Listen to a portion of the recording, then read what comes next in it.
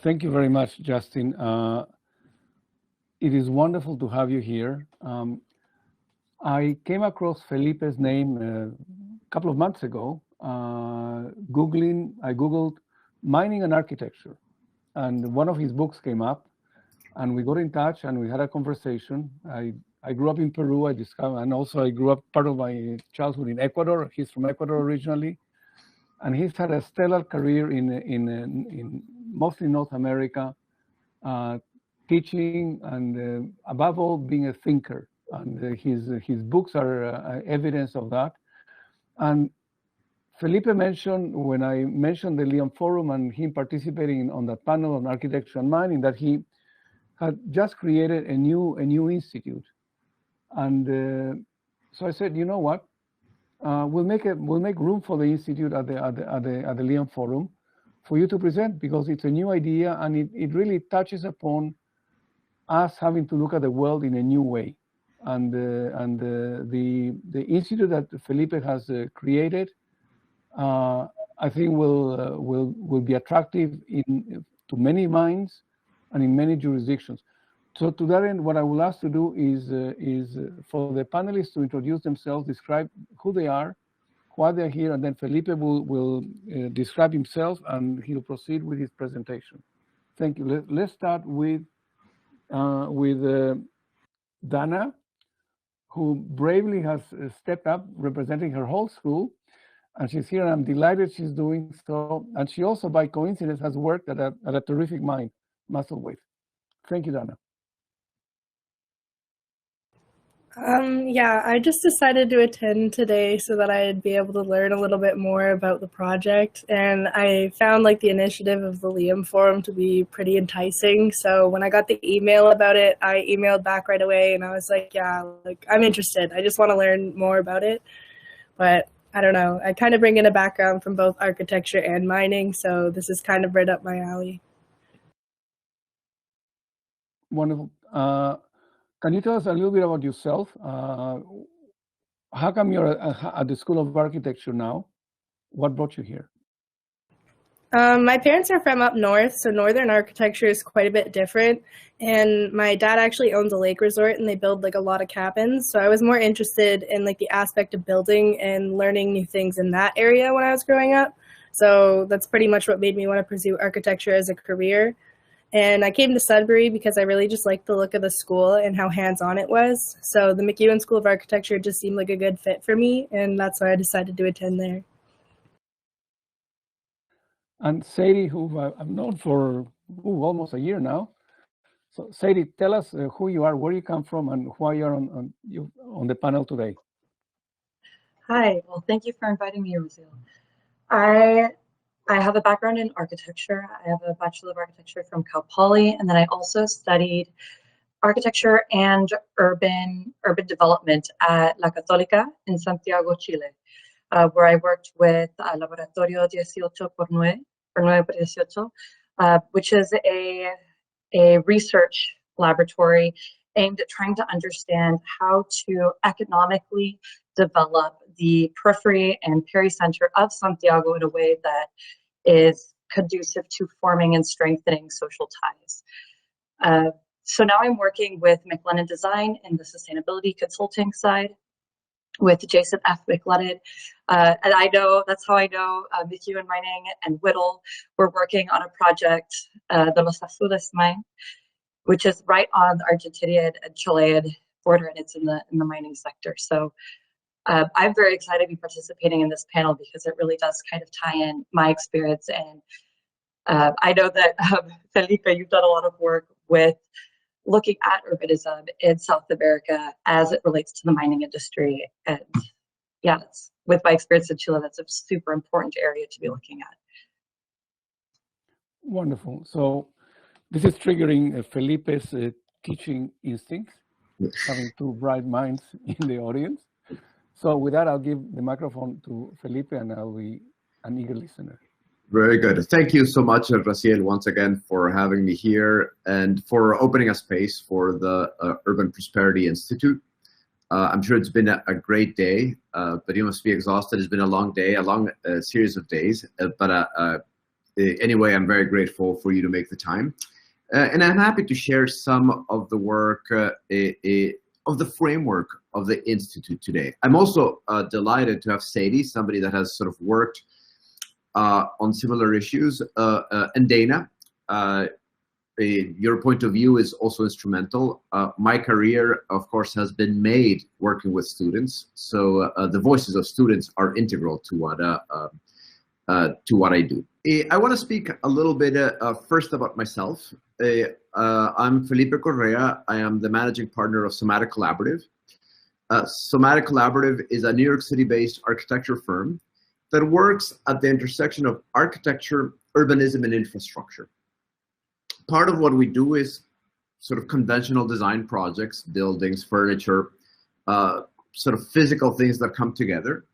But another important part of the work that we do is actually studying the urban form and the processes of urban formations of many cities across the globe.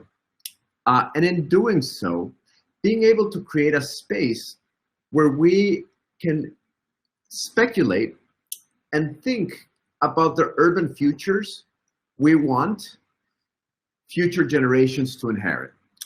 And in many ways, that is the larger principle of the Urban Prosperity Institute. It's a space to put together and to continue to develop the applied research work we've already been doing under different auspices through the office, in partnerships with the academy, etc., under a single roof.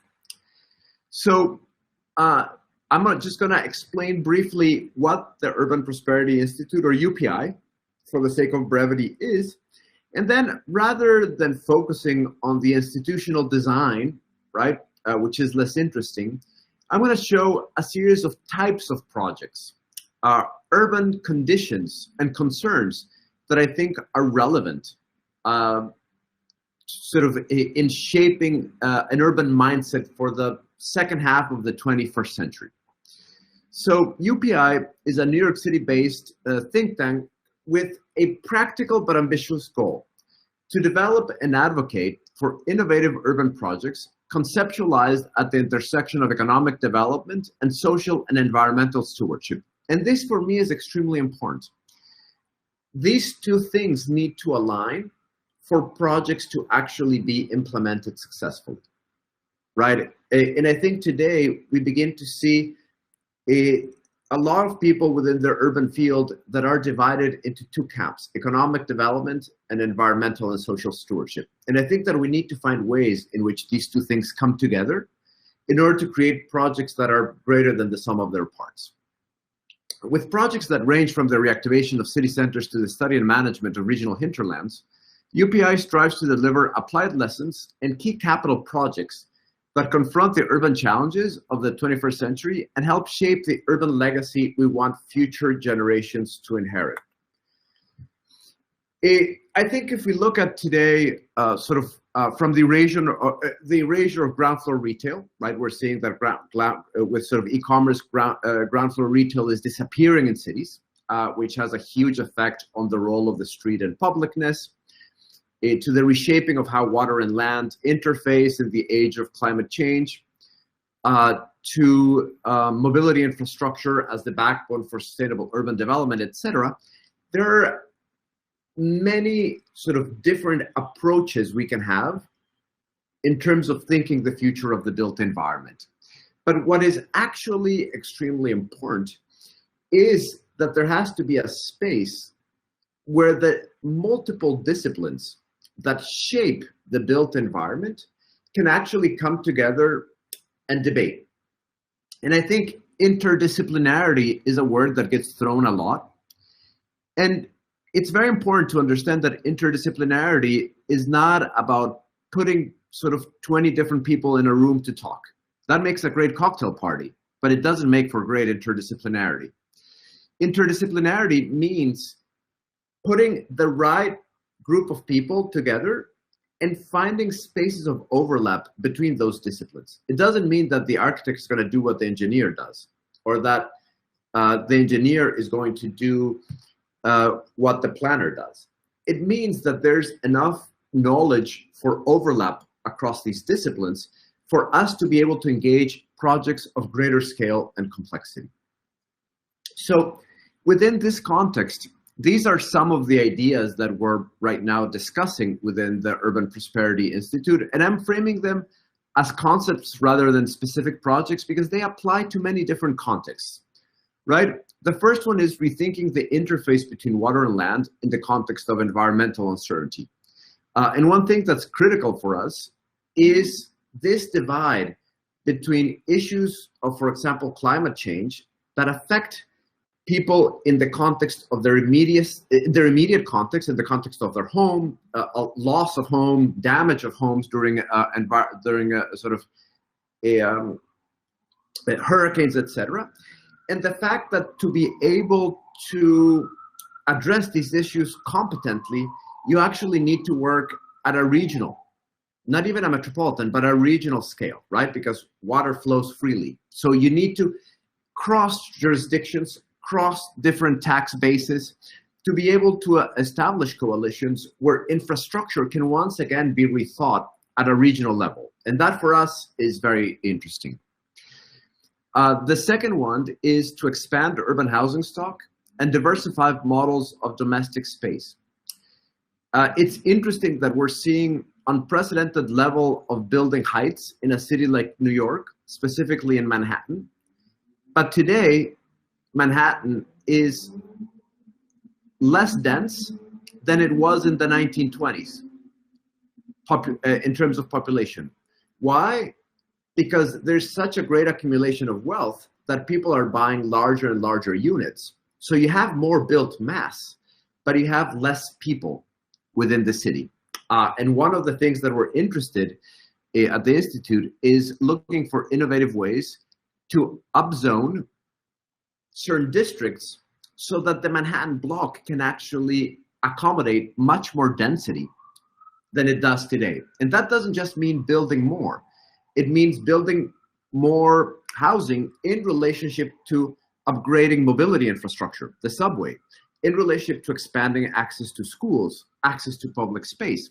And how do we actually understand housing within a larger notion of domesticity is something that the Institute is extremely interested in. Of course, there are 5 of these, by the way, so 3 more to go. Another one that for us is extremely important is this idea of recasting open and collective space in a more equitable manner. Today, we are seeing sort of a large proliferation of privately owned public spaces, spaces that are accessible to the public, but are inherently private. And that means that open space is being privatized. And I think one thing we saw during the pandemic is the importance of truly public space, of space that's accessible to all at all times. And I think for us, part of what we're interested in looking at is how can you actually rethink the city in more equitable terms through the lens of open space, through the lens of void space, primarily through the aggregation of small-scale open space. And this is something that we've studied very carefully, for example, in the city of Sao Paulo. We are very interested, and as you might see in a lot of my work, I've worked in developing vision plans for many cities that are building new mass transit lines. And for me, it is very important for us to think more broadly about mobility infrastructure as an integral part of an urban project, but also as an integral part of the environment where it sits. And this is a drawing that we did of the new metro line for the city of Jakarta in Indonesia, where the city is actually centralizing transportation through a spine. But because the city sits in such low land that is sinking so rapidly, the very weight of the infrastructure and the point development that is being generated along it is actually accelerating the sinking rate of the city. So how do we actually think mobility projects in relation to larger environmental conditions is a critical aspect of of the Institute. And of course, the fifth one, by the way, I've just chosen 5. There are endless topics in terms of interest within the built environment. For me, these are 5 that are extremely relevant today. The fifth one is bringing urban design, bringing the attention of urban design and sort of urban design attention and expertise to areas outside the traditional or consolidated city. And I think that if we actually look at the amount of expertise that we have today in terms of architecture and design, it primarily focuses on large metropolitan areas. But the areas that are most rapidly urbanizing in the world are those within sort of the hinterlands of those cities. And a case in point, for example, is the great city originally of Lago Agrio, named after Bitter Lake, Texas, because it was the first city that Texaco, sort of the first camp that Texaco set place in Ecuador in the late 60s, early 70s for the extraction of oil, today called Nueva Loja, where oil extraction led to a major sort of migration from urban centers and the transformation of the Amazon rainforest into agricultural fields, primarily for the palm oil plantations that are rapidly being, where the forest has been sort of dilapidated and the fields are rapidly becoming deserts. Right, and I think that these are conditions that don't necessarily relate to traditional forms of urbanization, but that require the attention of planning and design to be able to not necessarily restore the forest to its original conditions. That is not going to happen, but to be able to set in place better guidelines for a more sustainable stewardship that brings together sort of economic activity and the value of the thicket of the forest. So I could go on in a lot of these topics. Each of these could be a lecture in itself, but I think for the sake of today and for the sake of discussion, I will just sort of finish by saying that in my work, I've been lucky enough to be able to teach. That is one of the things that I enjoy the most. To be able to develop applied research projects within the academy and also have my professional practice. And this ebb and flow between teaching, long-term research, and the immediacy of everyday decisions that you need to make within professional practice is an incredibly rich space for dialogue and thought. And the larger purpose of the Urban Prosperity Institute is actually to create a single roof where these 3 activities can actually operate simultaneously.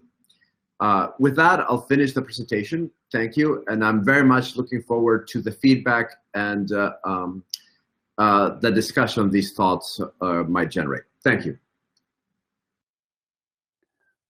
Felipe, thank you very much. I have lots of questions, but I'm going to defer until I put both Dana and Sadie on the spot and ask them to express themselves freely, challenge freely, and ask questions also from their point of view, far removed from the skyscrapers of New York City, which is this, as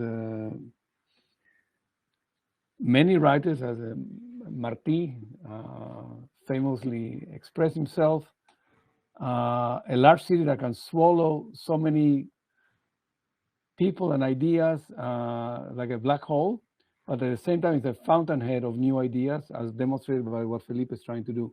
So to you, Sadie, and to you, Dana, let's get on the discussion.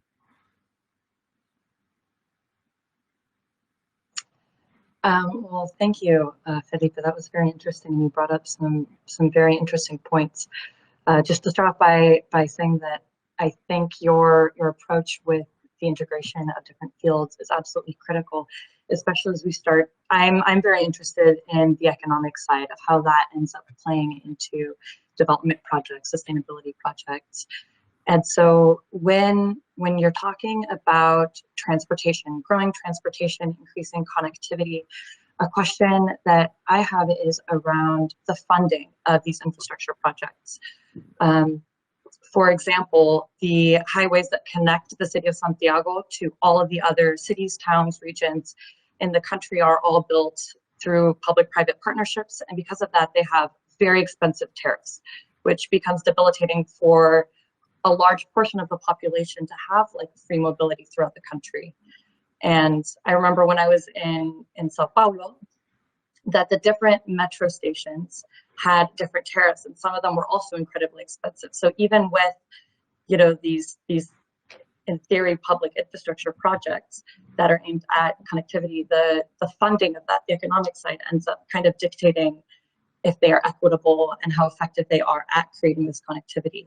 And so I would ask maybe to react to that, and if you have any thoughts on or examples of very successful funding approaches to growing in an equitable way public transportation. Yeah, no, I think that that's actually a great point and a great topic of discussion. Once again, as I said, this could be the topic for an entire forum, right? Access to transportation, and equitable access to transportation, and what does that mean? And I think for me, obviously the first distinction that we have to make here is the distinction between public dollars going to private mobility projects, a highway, right, versus public dollars going to mass transit. And I think that in of itself already makes a huge difference. But I think if we go the mass transit route, every single metro in the world is subsidized. The metros by themselves don't make money. So in that sense, for me, it makes it's very logical for metros to develop public-private partnerships, not where they privatize transportation, where they use the land that the metro owns to be able to generate real estate projects that pay for the operation of the metro. And that's the success of all the metro and rail lines in Tokyo, by the way. They don't make much money out of moving people. They make a lot of money out of building very large towers over the air rights of those metros, right? And I think that level of entrepreneurship for me is extremely important. That was when I was sort of advising the Metro de Quito. The first time I proposed a public-private partnership along these terms, I was thrown tomatoes because how can the government take advantage of public land to make money? But the government's not making money, right? It's finding ways to subsidize the cost of transport. And a few months later, we were able to pass a public-private partnership law within the municipality, and now it exists. So I think what's important is in that regard is to find public-private partnerships that can actually create a lower fare base. And then what's extremely important, and this is super difficult to achieve, is to have a unified tariff, a unified fee across all systems of transportation. The last point that I'll make, because you asked me what are equitable ways of building mass transportation projects. And I'll tell you one that I find fascinating, even though it's been operating for decades, and I think it's extremely effective. And it's the notion of a local and an express subway along the same line. And New York City has that, right? And what does that mean? It means that I can live 20 blocks from Wall Street or 200 blocks from Wall Street, and I get to work at the same time, right? Because if I take the express, it goes much faster than the local, right? Which makes people that live farther away have access to sources of employment at the same time. So I think that there are many ways that you can actually be inventive with mass transit, but it requires design.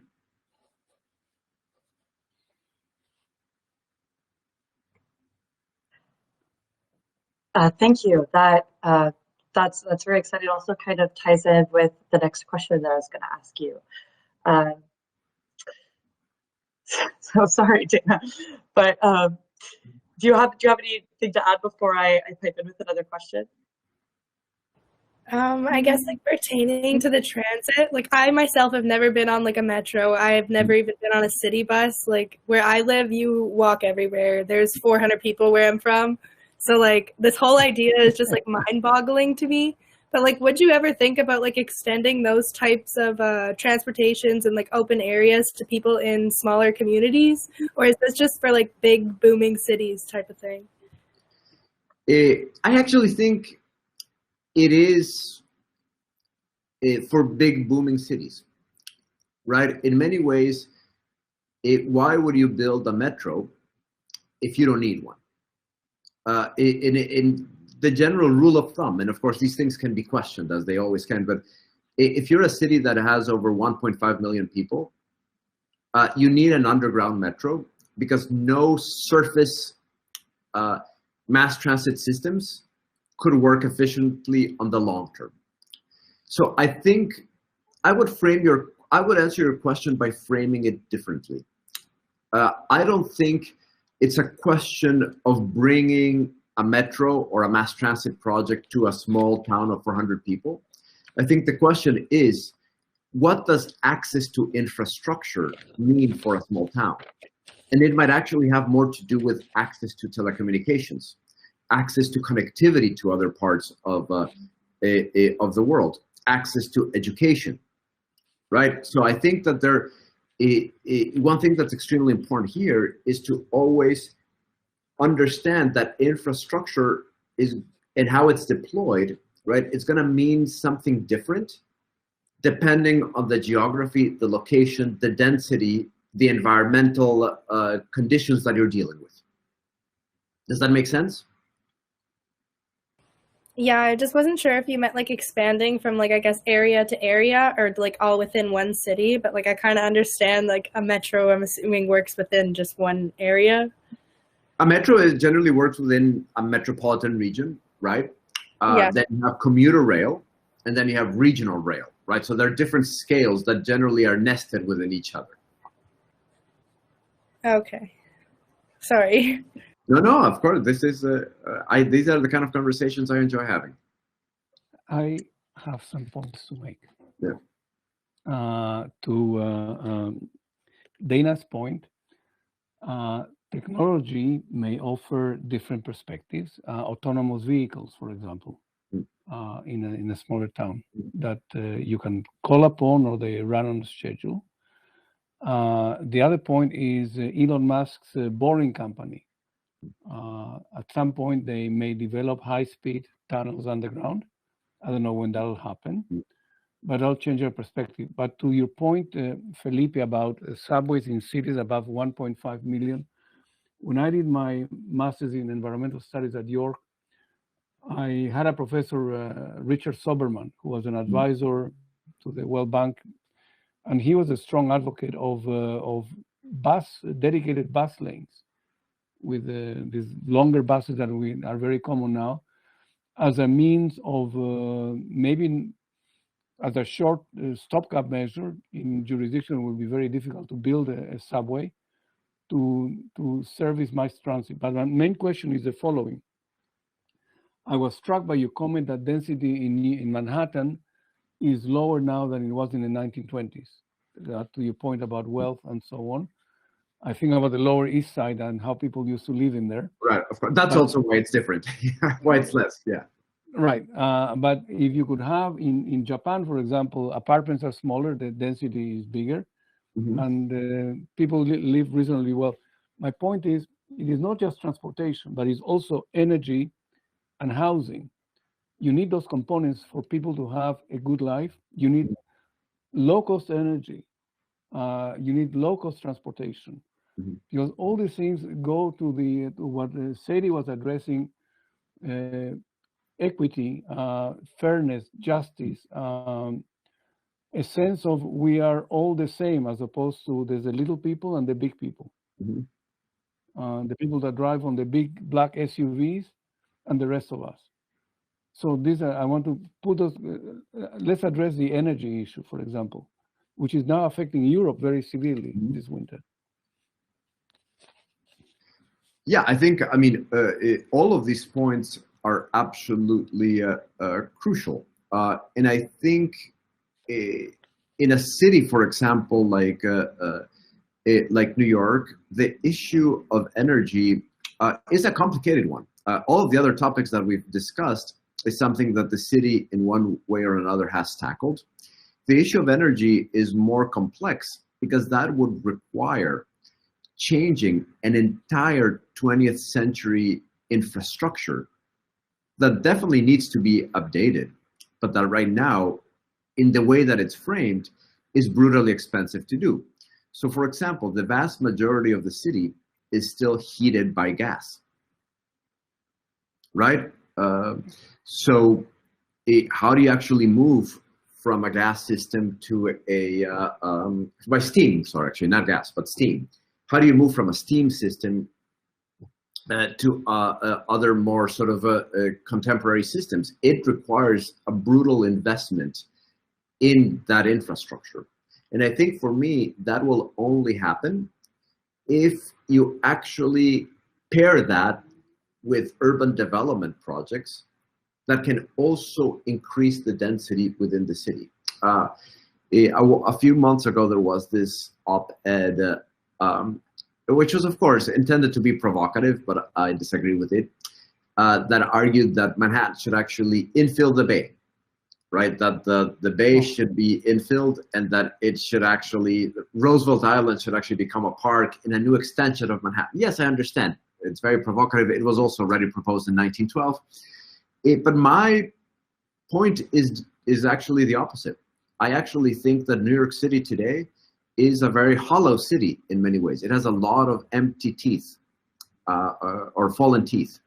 And I think that if you upzone certain areas, you can actually accommodate significantly more population within the same footprint. And that is, I think, a good first step to more equitable mass transit, to more equitable distribution of energy, etc. The other point that I think is important in relationship to this has to do with the amount of office space that's going to have to be retrofitted for other uses. And this is most likely Class B and Class C office space, right? Everybody's going to migrate to Class A, the best office space, because offices are shrinking. What do you do with the footprints of these larger buildings is also going to be a fascinating sort of project for the future. As an anecdote, I completely agree. Here we are. Dana is up in Sudbury. Which city are you in, Sadie, now? I'm in Seattle. In Seattle. Felipe is in New York. I'm in Toronto. And we've never met in person, to my knowledge. And here we are, pushing ideas. So the idea of the central business district, classically known, I think that will change dramatically. You can have now very progressive, advanced, fast-growing companies in Crayola, which is where Dana comes from, through communications. There's nothing preventing you from doing that. Gerald, the CEO of my company, went for his 30th anniversary dinner to a restaurant in the countryside of Melbourne, run by a chef who used to be in downtown Melbourne before. Now he's very happy in his own farm with a restaurant, same quality of food, but in the countryside. And I think, Felipe, I want to ask you, what is the approach now to the idea of the central business district? What's going to happen 5-10 years from now? And what happens to the transportation modules and nodes as a result of that? Yeah, no, I think it's a fascinating topic, and all we can do right now is make educated guesses, right? Because it's something that's unfolding as we speak. In my opinion, I don't think that they're going to disappear. I think that they're going to shrink, and the office space is going to become a space that's smaller and that's used for special occasions, right? It is that Wednesday meeting where you really want to have everybody in person, where you really want to share things in a manner that Zoom or Life Size or all these other platforms might not allow, right? It might be a place where you bring together because you're going to have a special lecture that requires flying somebody in because you want it to be more intimate and so on. But I also do think that while business districts are going to reduce in scale, cities are not. Because at the end of the day, people are urban creatures, right? And they like to live and socialize with each other, right? And many people don't, but many people move to cities because they like the density, because they like restaurants, because they like bars, because they like SoulCycle.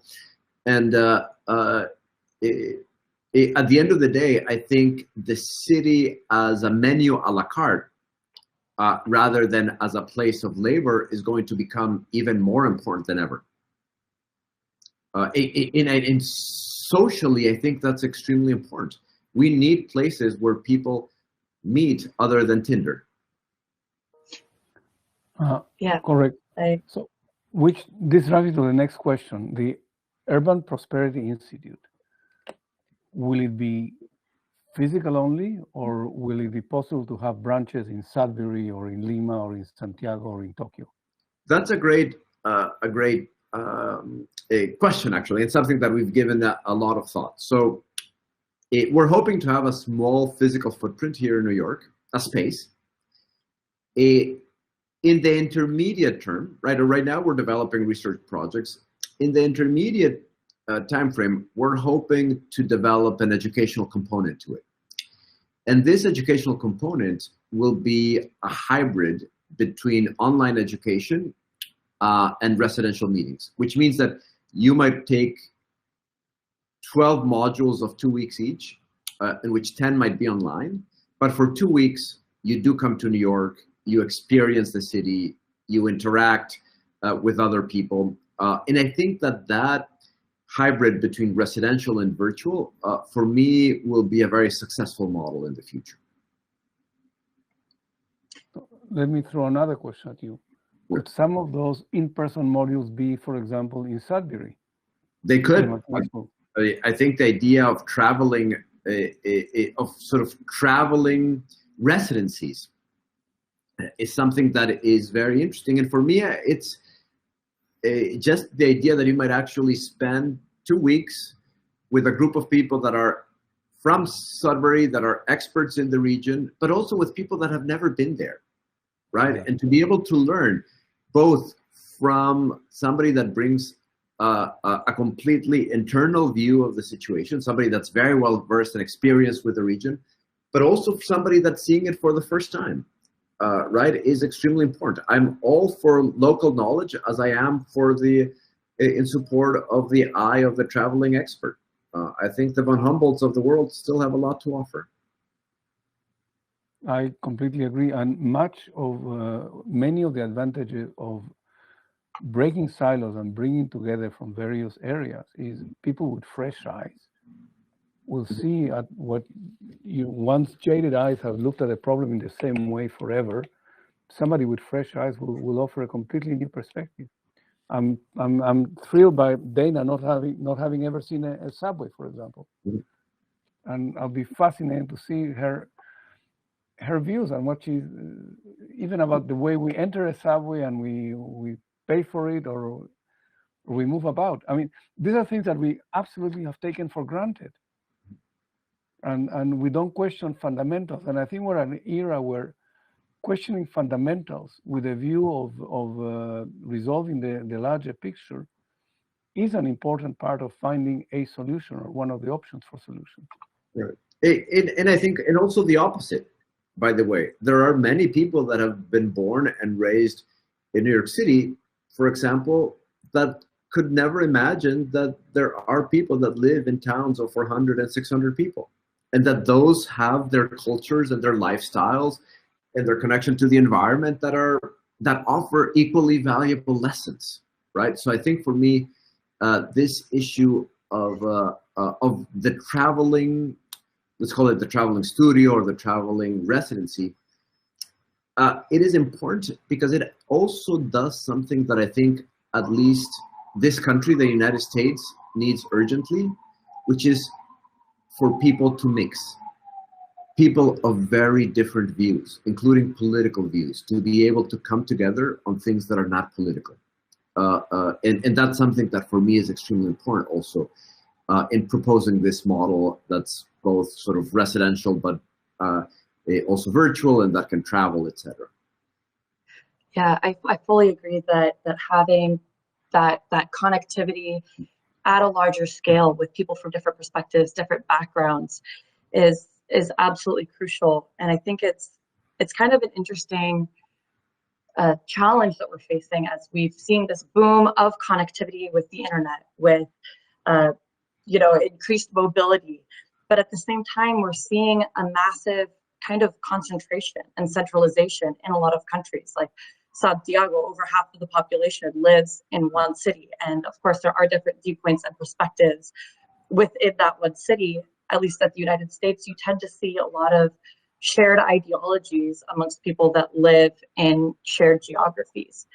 And so, when we're looking at how we have these connections between different scales of geographies, different scales of density, and how we actually start looking at that and building that connectivity, which sometimes might result in more densification and sometimes might not. It might just be reaching out to areas that already exist. I was really interested, Felipe, when we were talking about energy, and you mentioned that as far as building renewable infrastructure or electrification, that you're kind of leaning towards, correct me if I misunderstood, but leaning towards a centralization, having a higher density and looking at the energy grid at a metropolitan scale. And I think that that's kind of an interesting issue with connectivity, because as we start to go away from that mega city or that very dense nucleus, trying to bring people in and keep everybody at kind of a balanced level of development and electrification is also a challenge. I was working with the Washington State Legislature on energy bills and energy codes, and that's beyond just Seattle. And with Seattle, it's very easy to implement. Yes, we want to electrify, we want to do construction at this rate, goes at this pace. But when you start looking at more rural areas or smaller towns that are further removed from the central resources, there's now this fear of what happens if there's a natural disaster and we're disconnected from this resilient grid. And so, I just think that's we're coming back to scales of connectivity as regards to people and their access to vehicles, to transportation, to energy, that financial access that they have ends up tying in. Yes, I absolutely agree. I think Justin has a question in the chat. I do, actually. And this is related to kind of the understanding that most of the reason we feel we need to produce things is because people want them, people need them. And often that is related to them living a life that is structurally sound and not potentially dying. But it also causes all the problems with what we think we have to produce. So I'm wondering, if we had a less drive for resources, or is it companies striving for profit that create demand? Or do you think it's this balance between consumers want something, so producers produce it, and then they make concessions in order to produce it by doing the best they can to do it sustainably, but often it doesn't work, so they have to do it non-sustainably. And that the reason they're doing that is, one, for profit, and two, because people want it. But is the problem actually that people just want too much and that we were able to live with less, which is why New York had less people or more people per capita in 1920, because they lived with less resources, so you could fit them in sustainably to a degree. Yeah. So that's kind of where I'm going with that questioning. Yeah, I mean, I think that it's a broader question that goes beyond, for sure, the scope of design. But let's sort of, for the purpose of clarity, let's bring it back to the point that you made about New York, right? Yes, in the 1920s there were many more people. Many of them lived in sort of tenements that were unregularized without any sort of sanitary requirements. So of course, we've progressed enormously in terms of regulation that provides certain quality of life, or that guarantees certain quality of life. And then, by the way, a lot of this comes after the Great Chicago Fire of 1870. That's where a lot of the innovation and standardization in terms of housing sort of gets spearheaded. And specifically with building code, because that cow kicking over the fire did not end up so well for Chicago. Right. And it's actually interesting that New York City was the city that was more aggressive in pushing those regulations, right? But I do think that in many ways there is a sort of a careful balance that has to be stricken between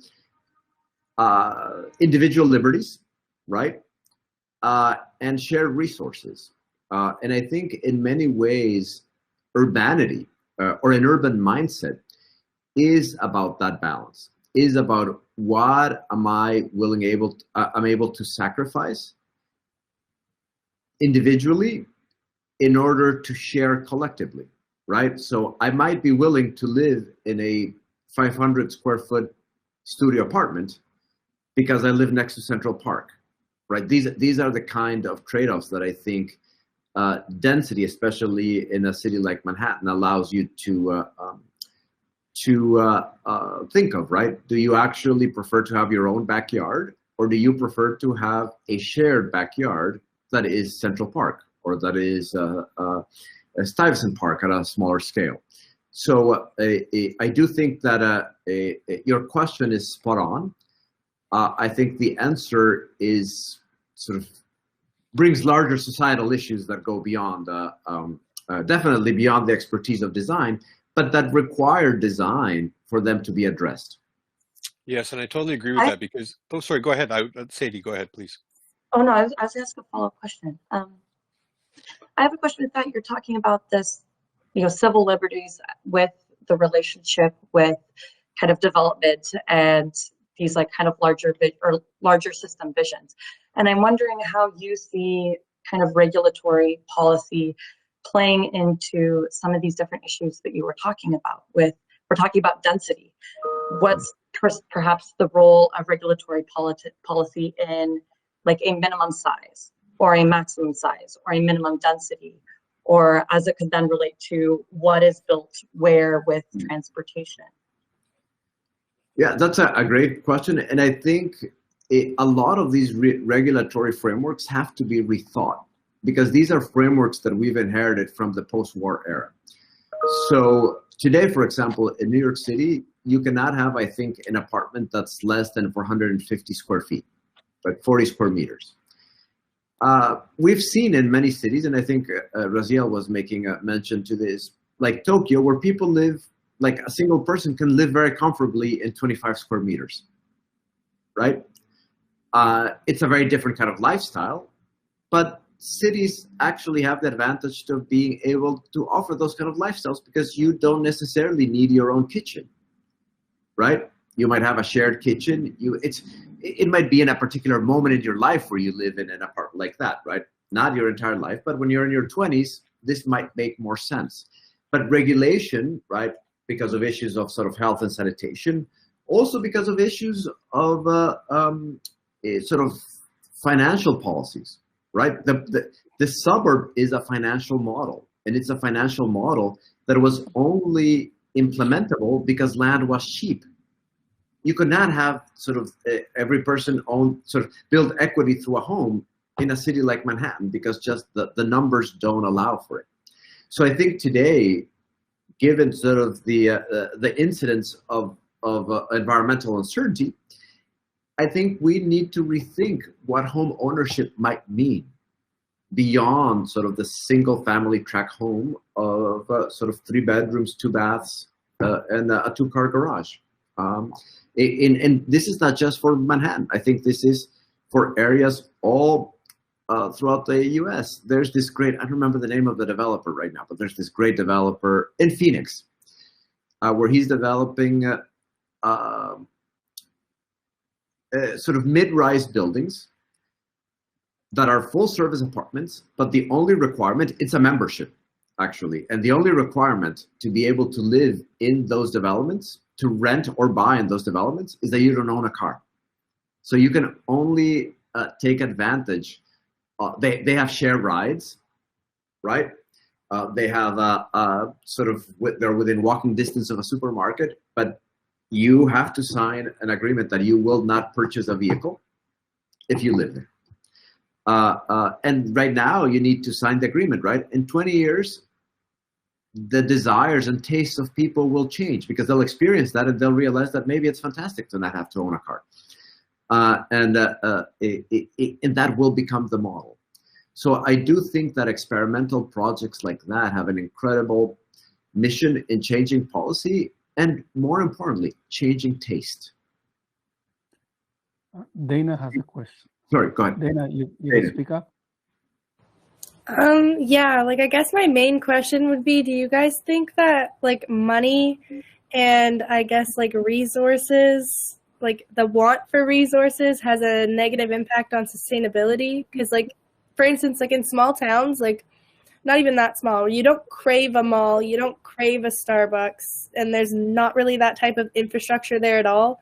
Like if you want coffee, you go to a friend's house, maybe you bring, I don't know, moose meat stir fry or something, and they make you coffee and you kind of gather there. So like I guess that would be the urban space that's there for meeting. But like, do you think that money and like masses has an influence on sustainability, like in a negative way or a positive way? Like, I mean, it can be both. Like I came to a city for school, but like, what is your guys' like take on that, I guess? That's an interesting question. I actually think that, of course, cities are spaces of prosperity, right? That's why we call it the Urban Prosperity Institute. But within that prosperity, it also involves economic prosperity.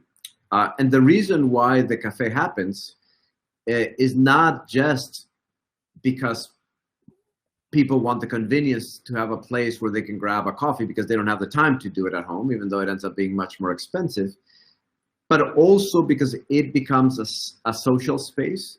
It becomes a space to exchange ideas. It becomes a space to meet people.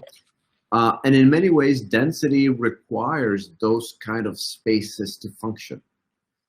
And at the end of the day, it's a question of lifestyle and the lifestyle that you think is more adequate for you.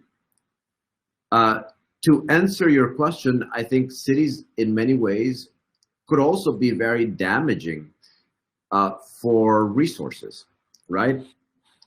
Christmas in New York City is devastating for environment, like the level of packaging, right? The level of gift wrapping, the level of excess, even though it's changed in the last few years, it's in many ways completely unnecessary, right? But so cities can be both. I think the answer that I would say is that we need to find ways. For me, the worst thing about issues of sustainability is when the responsibility is passed to the individual consumer, right? I think the responsibility has to be in changing the modes of production, not in asking sort of the final consumer to sort things and recycle. It has to be part of, I mean, it's an important component, but it has to be part of a larger sort of chain of production that it in many ways reshuffles the entire system. Yeah, if I may add, since the advent of advertising, the creation of the manipulation of people's psyches to generate wants and needs.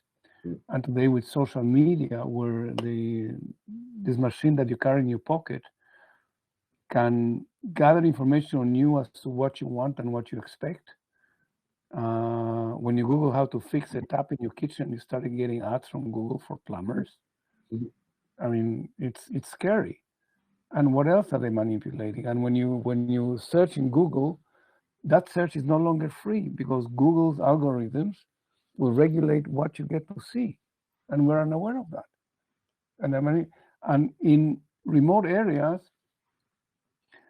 you're probably not exposed to this radioactive flow of information, like which are bombarded every day unknowingly. At the same time, people pay a fortune to go on their float planes to remote areas, fly fishing, right? And maybe your family's place, people do that. So the other paradox, you have a lot of money to go to places that are very remote, which are beautiful, which you get to do when you are in the mining industry. You go to remote places and you do all kinds of things. Or when I was in the Army, they would take us to beautiful remote places that you otherwise would never be able to go or have any reason to be there. So we live in a very complex world. Felipe, let me ask you, how do you see the Urban Prosperity Institute affecting us 5 years from now, 10 years from now? Ideally, who is us? Before I answer the question. Dana, Sadie, myself, the average person, the average architect around the world. Yeah, no, I think that's what impact do you expect to have? I think for me, the impact of the Urban Prosperity Institute is focused on taking on questions that conventional office structures cannot address, right? There are certain research questions that with conventional sort of billable hours, an architecture office cannot address, right? So our point is to generate funding as an institute to be able to ask these questions. And I think how it affects people is it's gonna be different for different people, right? For somebody like Dana, it would be amazing if she could be part of an internship program, right? Or a fellowship program, or help us coordinate the visiting residency sort of in Canada. That would be incredible. The same, Sadie, partnerships with industries, right?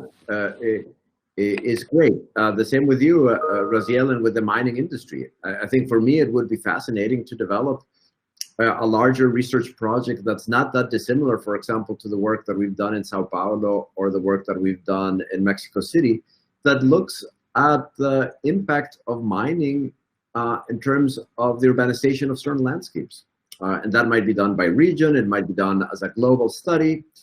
But I think one thing that I think for me would be surprising is to show the world that actually the mining industry has built more experimental towns than many city mayors would dream of, right? Because the very nature of the industry requires for it to be inventive about how it actually puts settlements together. Yep. Any other questions? Because we're getting to we've used a full hour, which is longer than all the panels, which are usually 50 minutes. But it's just the beginning of a dialogue. And I commend you for pursuing that idea, for generating your books, and for your contribution to thought and to your industry. And I hope to see Dana graduate soon, for her to be mentoring people down the road. And I'm delighted. We had a lot of the speakers, several of the professors, all women, said that they're the first person in the family to go to university. And several of them stated that their parents wanted them to become physicians, because their parents had this vision that this is a safe profession. And they've all gone into mining or environmental sustainability, just pursuing their passion.